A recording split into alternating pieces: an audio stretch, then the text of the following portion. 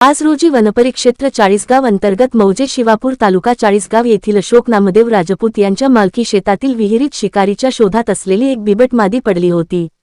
सकाळी शेतकरी अशोक राजपूत हे शेतात गेल्यावर त्यांना सदर बाब लक्षात आली। त्यांनी व शिवापूर गावाचे पोलीस पाटील गोपाल नामदेव पाटील यांनी तात्काळ सदर माहिती वनविभागास कळवली। वनविभागाच्या वनपरिक्षेत्र अधिकारी श्रीमती कोमल पिंडकुरवार यांनी लागलीच सर्व कर्मचारी व साहित्य जमवले। सदर ठिकाणी बघ्यांची खूप गर्दी असल्याचे कळाल्याने सदर बाब चाळीसगाव ग्रामीण पोलीस स्टेशनचे पोलीस निरीक्षक एपीआय नितीन पाटील यांना कळवून पोलीस कर्मचारी तैनात करण्याबाबत कोमल पिंडकुरवार मॅडम यांनी कळवले।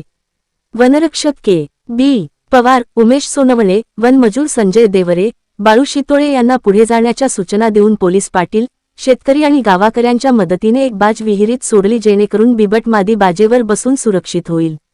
बाज विहिरीत सोडताच सदर बिबट मादी बाजेवर येऊन बसली।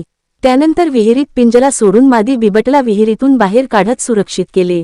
सदर पकडलेल्या बिबट मादीस पशुवैद्यकीय अधिकारी डॉक्टर मेहत्रे यांच्याकडून तपासणी करण्यात आली असून सदर बिबट मादीस वरिष्ठ अधिकाऱ्यांच्या आदेशानुसार नैसर्गिक अधिवासात सोडण्यात येणार आहे।